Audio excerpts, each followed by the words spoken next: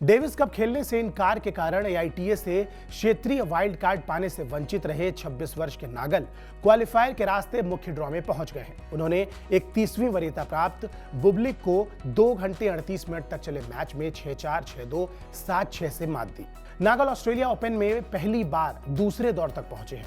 World ranking में 137वें स्थान पर काबिज सुमित नागल अपने करियर में दूसरी बार किसी ग्रैंड स्लैम के दूसरे राउंड तक पहुंचे हैं। वो 2020 के यूएस ओपन के दूसरे दौर में पहुंचे थे, जहां डोमिनिक थियम से वो हार गए थे, जो आगे चलकर इसी टूर्नामेंट के चैंपियन बने थे।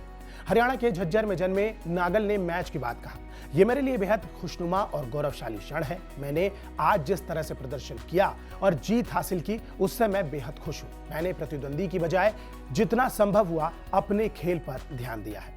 सुमित नागल की जीत के साथ ही 35 साल में पहली बार किसी भारतीय ने ग्रैंड स्लैम सिंगल में किसी वरीयता प्राप्त खिलाड़ी को हराया है। आखिरी बार 1989 में रमेश कृष्णन ने मैट विलांडर को मात दी थी, जो कि उस समय दुनिया के नंबर 1 खिलाड़ी और ऑस्ट्रेलियन ओपन में मौजूदा चैंपियन भी थे। नागल को पहले दौर की जीत के साथ ही 1,20,000 ऑस्ट्रेलियाई डॉलर मिलेंगे, जबकि क्वालिफाइंग चरण में 3 जीत के साथ 65,000 ऑस्ट्रेलियाई डॉलर के भी वो हकदार बने।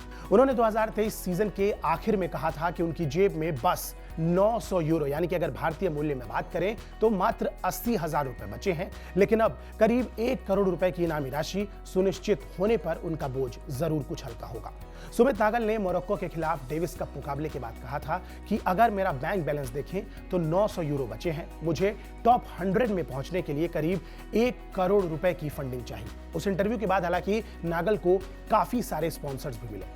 इतना ही नहीं, एक इंटरव्यू में नागल ने यह भी बताया कि कैसे विराट कोहली और उनके फाउंडेशन ने उस समय उनका समर्थन किया जब उनकी जेब में सिर्फ $6 बचे थे। नागल ने कहा कि विराट कोहली का फाउंडेशन 2017 से मेरा समर्थन कर रहा है। मैं पिछले 2 वर्षों से अच्छा प्रदर्शन नहीं कर पा रहा था और वित्तीय संकट का सामना कर रहा था।